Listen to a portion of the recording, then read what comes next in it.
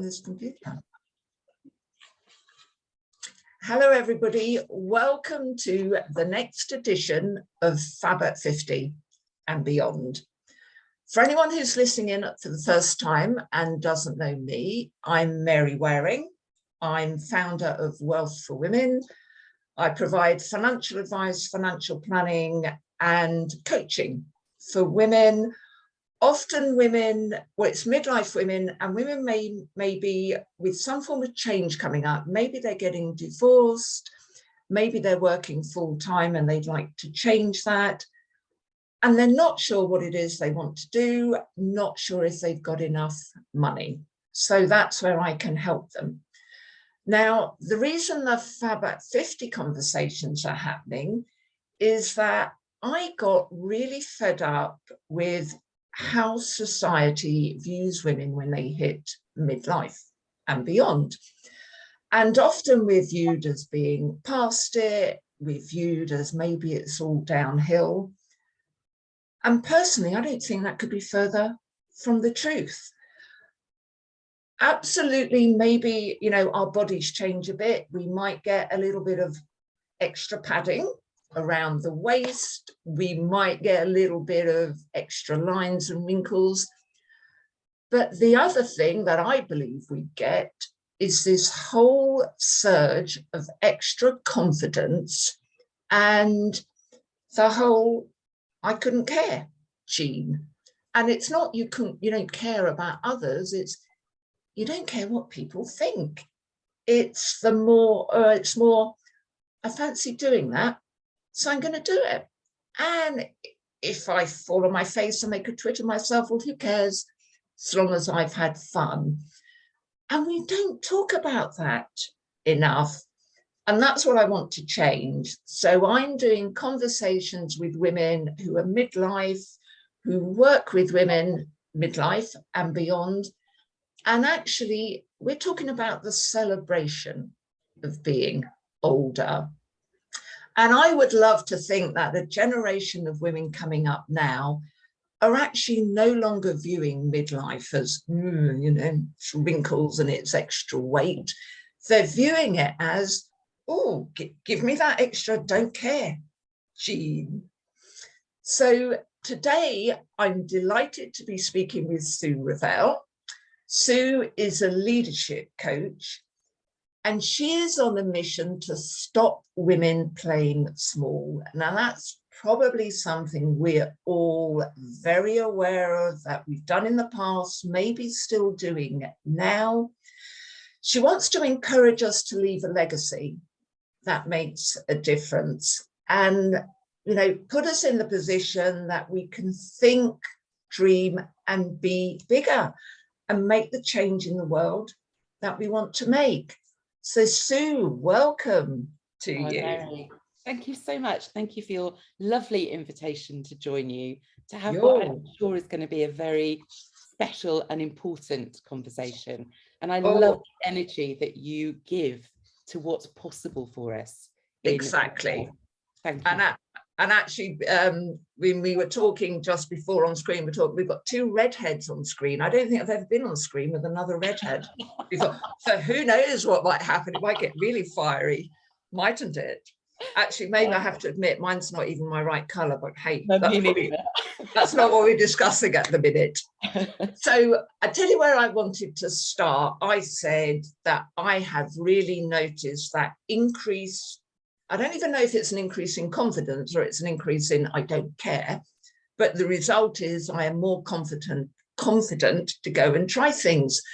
So what I'd love to ask is, what's happened with your confidence, you know, your confidence journey and approaching women and midlife and everything? What's been your experience of that, Sue? Oh, Mary, I think that's a wonderful question. And I was asked recently what my confidence journey is. And I must be honest, I had never really sat down and thought about that until somebody invited me, excuse me, to share the story. Right. So when somebody asks you to search for a story, you kind of go find one, don't you? And I realized, I told this I'm sure, very rambling story at the time, but I realized there are four major points in it that I learnt from as I looked back over my story. So the first was that the first took me back to childhood, where both my brother and I were encouraged to be performers. I'm not sure what it was about my parents fulfilling their need through us at that stage. We've never had that conversation. I remember being mortified at being asked as a tiny tot to stand on the chip shop counter and sing on a Friday night, and thinking that was the most mortifying thing in the world. And there was something, I guess, children are quite cruel, aren't they? And I learned very quickly that being confident didn't equal being popular with my peers and with other children. So whilst what my parents wanted was more confidence, greater performance, stand out, be seen, be counted, the more I was expected to stand out, the more I wanted to blend in. It was just, I guess, a natural child and young person's reaction. Certainly by teenage years, I found that very, very difficult. And I didn't share this last time, but it took me decades to realize that one of the important reasons for my mum in me standing out, in her view, was that she is, I'll say partially sighted, but actually she has very little sight. So she couldn't hear me singing in the choir. I was in trouble on a Sunday lunchtime. And I was in trouble Sunday morning if anybody else had heard me not blending in. So I didn't realize that for decades, why that was so important for her.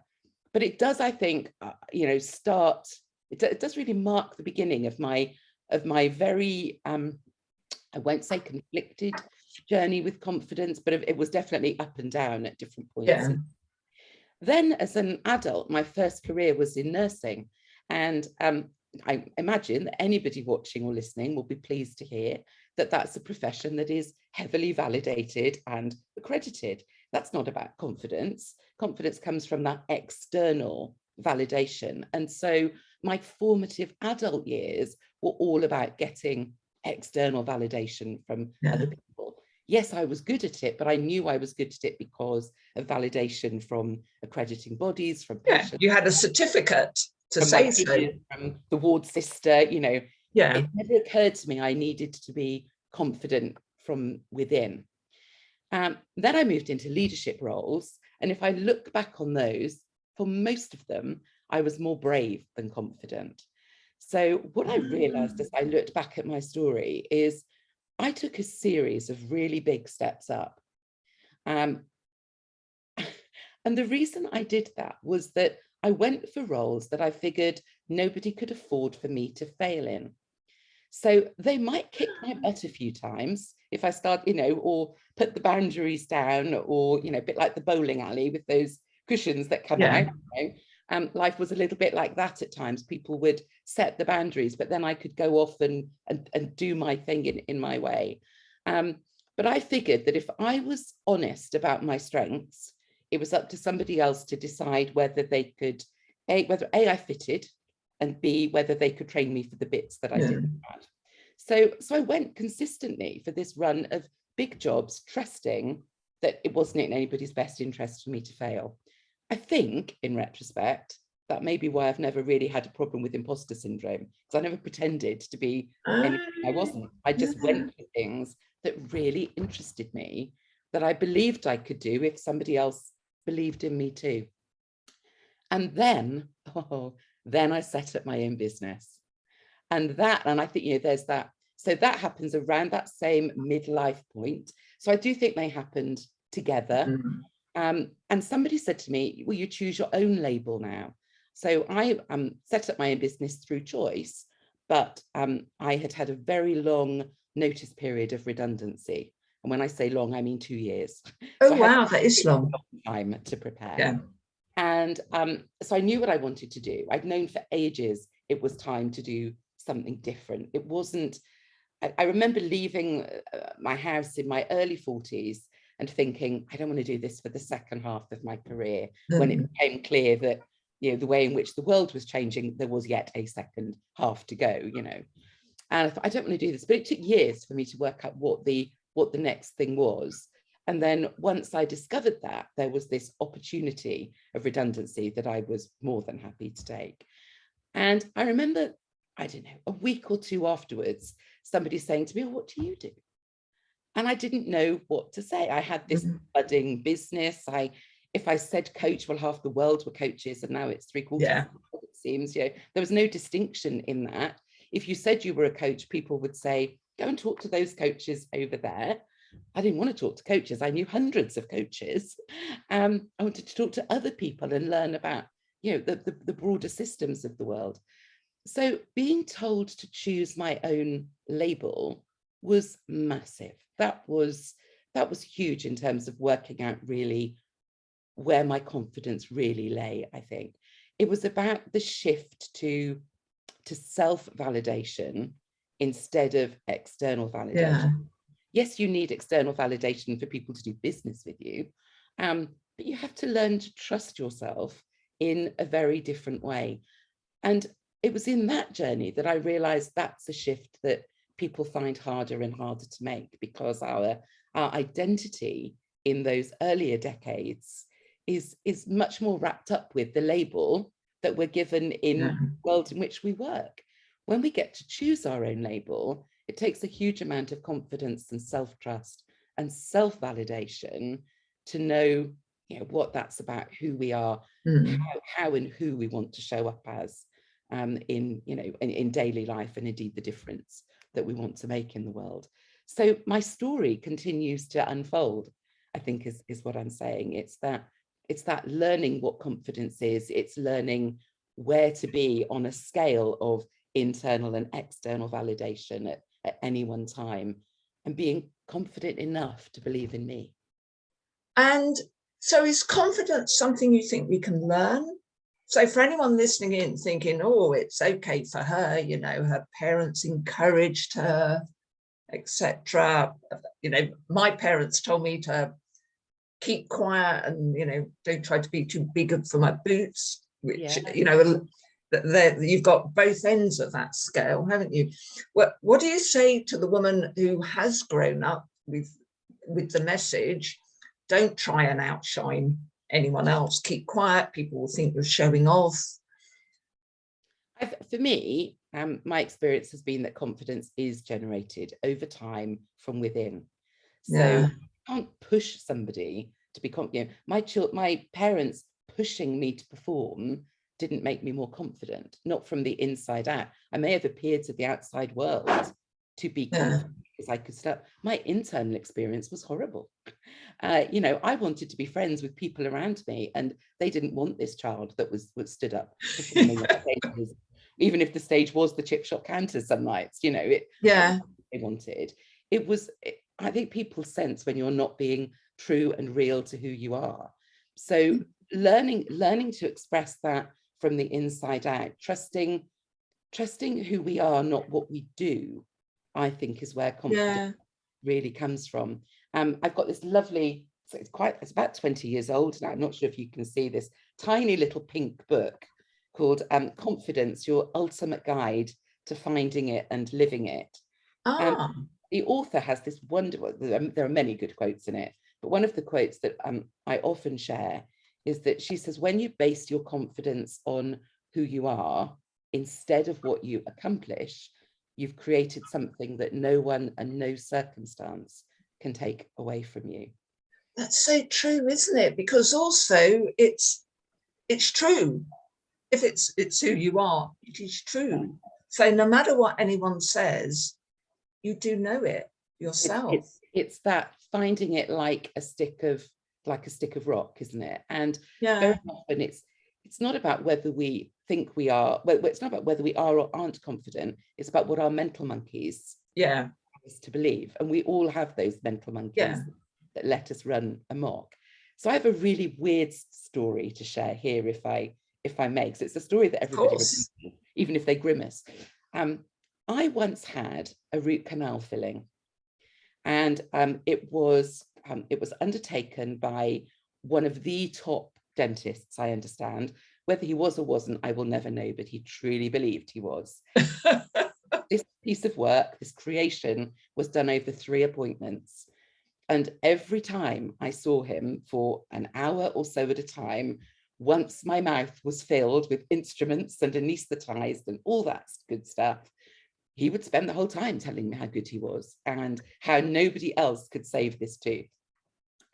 So he's often stuck in my mind for his level of confidence and ego. But what I really learned from that was that he described the importance of filling a root canal from the very base to the very top, with such precision and care that it's like filling it with grains of sand.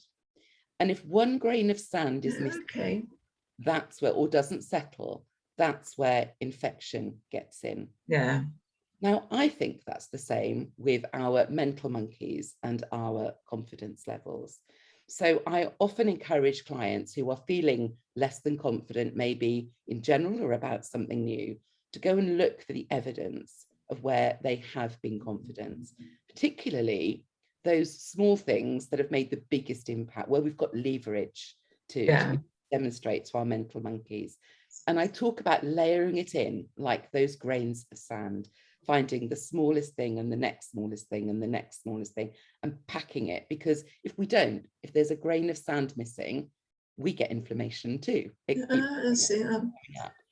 if we layer it in, like as if you're at the bottom of a crevasse, you want to see the sunlight. One way to do it, isn't it? You've got to get higher.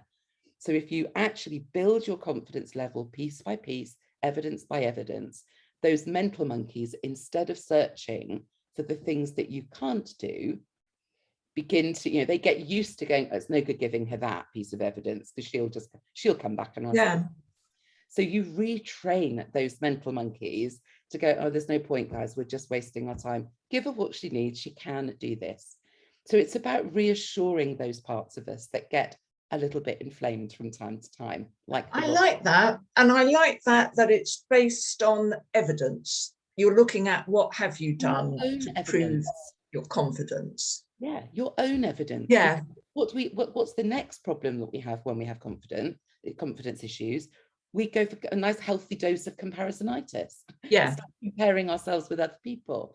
And oh my God, I used to be really good at that. Until I had such a ridiculous example one day that I think I quite literally shocked myself out of it. And I was on a mastermind call one lunchtime, really back in the early days, I was just thinking about setting up my business. And I was listening to somebody who's now a great friend, fellow coach. And I spent the whole call thinking, I want to be like her. I want to speak like she speaks. I want to have the gravitas with which she speaks. I want to be her. And I came off the call. I don't know why I remember, but it was a Thursday afternoon. And I spent the whole of that Thursday afternoon on the sofa comparing myself to this person until at about 5:45, that's how long this went on, I suddenly heard myself say, and she wouldn't sit here comparing herself to other people. And I just roared out loud. It was I'd taken it to the nth ridiculous degree that I couldn't do anything else but laugh at myself. And I always think of that example when I'm tempted to get into that stage of comparisonitis, because do you know what happened? That person became my client in a few years later. We never know the impact. Because I was just thinking, maybe she didn't have the confidence that you thought. Yeah, and I'm sure internally there were other things that she needed to work on that were different to me. And we've all got some things that we're brilliant at and some things that we're not. Absolutely. So brilliant at. And actually, it's just better we own that, don't we? And the things maybe we're not so brilliant at, decide how important it is for us to improve and take steps to improve. That's what makes a world. That's what makes a team. Surrounding yourself with people who have different strengths to you. I love that. That's how we learn. And of course, so much worse now with social media, because most of what's posted on social media is everyone saying how brilliant they are. It is rare for someone to post that they've done something wrong, they're having a bad day or whatever it is. It is all very showy. Oh, look at me and look what I've achieved. And it's really hard when you look at that and think, oh, look what she's doing. Yeah. You know, why can't I do that? We recognize and play to our own strengths. We can, you know, we do build our confidence in what we know and who we are. And that for me is so much more powerful and so much impactful when I stay in my lane and work with people who stay in theirs. It's then that blend that we create together when we work together that maximizes our impact and helps us to be confident together. And Mary, I think that's what women are brilliant at. I'm so thankful we've lost those initial days of my leadership career, which were all about bright suits and shoulder pads and, you know, elbowing their way through. Exactly. Teaching us all to act like men. Yes. Because and we thought that was the right way to act, because we looked at the people who were higher up the ladder than us and they were all males, and, you know, elbowing people out of the way, and we thought that's what we were meant to do. Yes, absolutely. And that's what was expected of us. Yeah. I'm so glad that we now increasingly live in a world, although there's a lot of world changes at the moment. So, you know, it's hard to say that with absolute certainty, but at least, you know, we try to live in a world where women's strengths are increasingly recognized, are owned, and are seen as beneficial when we're allowed to work in the way. Exactly. Yeah. Now, I wanted to ask you about your podcast, because I know I was going to say recently, it's not that recent, is it? You've got a podcast about women on a mission. Yeah. So I was going to ask you firstly, what's your mission? So my mission, you explained it beautifully at the beginning, is to stop women playing small. I have lost count of the number of opening conversations I have with prospective clients who will say, but I'm just little old me. And I hate that phrase. You know, a little bit of me dies when I hear it, because it's never true. It is absolutely never true. But the fact that that's a starting place for so many women who are capable of so much for all the reasons that we've just described, really just sticks with me. And that's what inspires me to do a better and better job. And I don't know, a year or maybe 2 years before I finally got round to launching the podcast, I was on a very unusual retreat. And it was a retreat with a coach who is also a videographer. And he was making a particular type of video. One day I must ask him if there's a word for it, because I tell this story and never ever know how to describe it. But you're basically invited to join him in a darkened room. There is one light, him and the camera. And his style is to say as little as possible. So there were 8 of us away for a weekend in Yorkshire in this beautiful country estate. And we joined him in this room on the Saturday morning, really not knowing what to expect, other than we were each other's audience. And on the first day, we all had, I think, I don't know, say 15 minutes in front of the camera. We had a short spell of time and we had one question to answer. And whether we took 30 seconds or 15 minutes, if that was the allotted time, was completely up to us. He would ask the question and leave us in the chair until we chose to move. So on that first day, I thought, I'm going to go first, or I'm going to spend the whole day wishing I'd said what somebody else said. So just get in there, say the thing. I learned whatever I came out with was helpful. I learned something about me. It was a story about being prepared to make small adjustments rather than big steps. And that was actually something I learned to incorporate in my work. So it was very helpful. The next day, you had an hour if you chose to take it. And there was no question, no prompt. And because I'd gone first on the Saturday, I was at the end of the list for the Sunday. I had a whole day to think, what on earth am I going to say in this darkened room with one light to this person behind a camera who's not going to talk to me? And my turn came at mid-afternoon, and I'd gone for a walk. I'd worked out that if I had the opening sentence, then I could sit down with some confidence and just see what flowed. So I'd worked out my sentence. I proudly sat there with my opening sentence. I got the opening sentence out and the alarms went off. There was this moment of utter deflation, everybody going to sort out the sort out the alarm because we're all in this house. We didn't know, sorted it out, returned back to the room, settled back down. I couldn't think of a word that I was going to say. So I just sat until words came, and I started talking about the number of times in business that people encourage us to break things down into bite-sized chunks. I don't know what had triggered this thought for me that week. I don't remember that. But am I allowed to swear, by the way, before I do? Go ahead. Just checking. I was sat in this dark room with this small audience. The man behind the camera was by this point crying, and I don't know what had triggered the emotional response in him. And out of nowhere, because I'd been talking very normally, in this loud, authoritative voice, I suddenly exclaimed, "And I'm not fucking small." and that changed. That changed something deep within me, Mary. I don't know, to this day, I don't know what triggered it. I've never asked to go back and watch the video. It was such a visceral response. That's the only way I can describe it.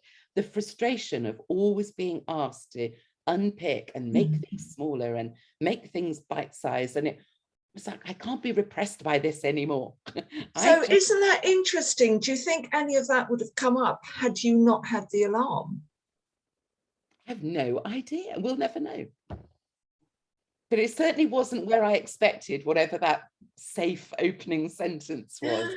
I do not know what triggered that thought, what, other than I'd probably been, I don't know, looking at how to do an online course or how to do it, or, and it was just that sense of people trying to contain something that was so much bigger, and just expressing that frustration and almost giving myself permission not to be small. What was necessary for me to really help other people with not playing small. And it's not just about how we play, it's about how we think, it's about our dreams, it's all of those that we put in that tiny container. And when we actually release that and acknowledge that we're not small, we are incredible human beings. Of course. And what's the sort of process that you go through to help your client determine what their mission is? Because I'm guessing they're not all going to come to you saying, look, I know this is exactly what I want to achieve, help me. I'm guessing a lot will come saying, I don't know what I want my mission to be. Yeah, my work is less about helping people to define their mission and more about thinking who they need to be to deliver it. So if I can help somebody to work out how they want to show up in the world, the mission may well come as the byproduct. And I actually think that's the right way around. I think when we work out who we're being, what we do falls out of that.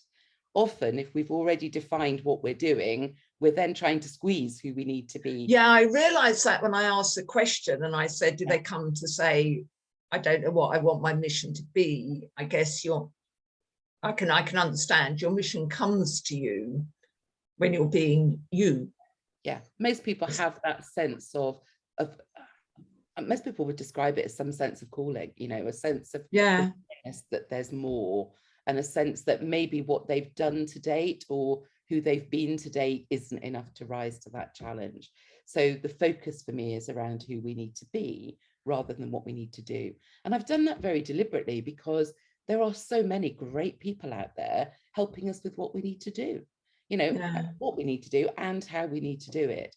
And my work takes us beyond that. So if you think, and you've done my I've Got to Be Me day, Mary, so you will have a greater understanding than maybe some people watching. But the work that I've always done has been to look at how do people do their best work? What can we learn when we really understand how we do that, the thing that we are best at, that we are absolutely in flow at. And so I would start that with looking at how do you set up to do this thing that you do? What is it that you do? And what do you need to be able to do it? If I came in to take over and be Mary for a day, how would I set myself up? What would I need to do in order to be Mary? And what would I need to know in order to do it as Mary does it? Now, lots of people will take you to that stage. But and that's why I describe myself as like the inside out coach these days, because there are then 3 inner layers. And I've started to describe those as being like Russian dolls. So the outside doll is about the environment, the two inner dolls, what you do and how you do it. But those three small dolls, if you think about how you open a set of Russian dolls, those three that get smaller and deeper within it. There's our mindset, or actually very often our mind unset. I think increasingly as I work with women, there's our identity and there's our ultimate purpose. And responding to that sense of calling and knowing who we are and managing those mental monkeys that impact and infect, you know, our thoughts and beliefs about who we are and how we show up, for me, are the really important pieces of work. Because once we've done that inner work, what we do falls out of that quite naturally. Yeah, I can see. And that's why I like the Russian dolls, and I get a set made at some point. I've got the outskirt, the outline of a book in, you know, looking at those terms in how I would describe them, and how I can work with that set of our own Russian dolls and peel back those layers. I just prefer Russian dolls to onions.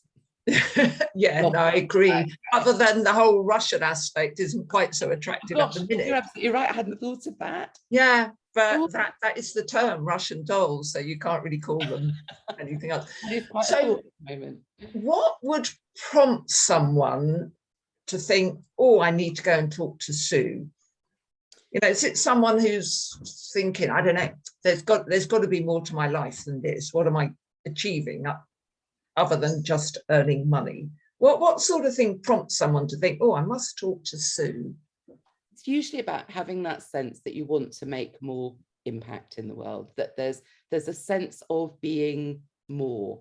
Maybe maybe that you do have your mission really clearly identified, but you have no idea who you need to be in order to start it. The fear of not being the right person is greater than the dream of what you could. Those are the sorts of things that keep us awake at night. We have that sense of something bigger, of something more, that disturbs us and causes us to be restless. But actually working out who we need to be to step up to deliver that is usually the gap. And starting to define that, to understand who we already are, and what those changes or small, going back to my earlier story, those small adjustments that we can make to be the person to step into that. And often, Mary, there's something about, and I noticed that with one of my current clients, it's simply, and for me, it's a joy, witnessing somebody as you go through those steps. It's not necessarily about hand-holding or pointing the way. It's somebody who understands how big it is for you, holding that space that enables you to proceed with safety. Somebody who's your champion and cheerleader in it, and always, I think, having somebody outside the situation who can reflect back to you things that we don't see in ourselves. We either get held back, or sometimes we might push ourselves forward in areas that actually aren't aligned for us. So having somebody that sees that whole journey can be really helpful in creating a really positive space in which to move forward. And I imagine it's midlife on its own will probably prompt people often to think, what am I doing? Because all of a sudden, we do realize we've got possibly, who knows what time how long we're going to live, but we've got less time ahead of us than behind us. And so I'm guessing that's a bit of a prompt as well, for someone to think, oh, well, what have I done? And what am I going to do now? Yeah, I certainly remember, for me, as I said to you earlier, the moment I closed the front door that morning in my early 40s and thought, this has been great, but I don't want to do it for the next half of my career too. That wasn't the stage at which I was ready to move forward. But it was definitely a new level of awareness that something would change. It wasn't that I wanted to continue to rise to the dizzy heights of chief exec. That's not who I am. That's not where I want to be. I've enjoyed my career so far, but there's something else. There's something deeper. And it took me a long time to begin to answer what that calling was for me. And I had a message not so long ago from a current client who messaged me and said, I've got one big thing left in me. Can you help me find it? That was an extraordinary email to receive. So had this person already done something with you? Yeah, about 5 years ago. And we'd loosely kept in touch, you know, during that time. We'd met once, we kept in touch via social media, sent the odd email. She'd worked with several other coaches in the meantime. And it felt a real privilege to be approached and said, can you help me find it? And we didn't know, was that going to be in her business? Was it outside? And the work that we've done is around, so who, you know, what's happened in those 5 years? Who are you now? What's important for you? And often, and I think this is where there's some real crossover with your work, Mary, there's that sense of what do you want to be remembered for? What's that legacy you want to leave behind?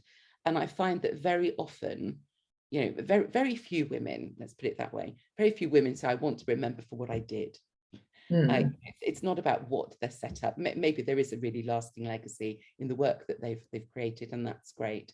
But I think more and more women reach that point of going, I want to be remembered for more than what I did. I want to be remembered for who I am. It's a bit like the Maya Angelou quote. Yes. I love that quote. I can never remember the quote, but you obviously know the one. What is it? People will forget what you said, forget what you did, but they'll never forget how you made them feel. I think it was probably a nicer prose than that, but that was and it's the spirit of that. People come to do that work.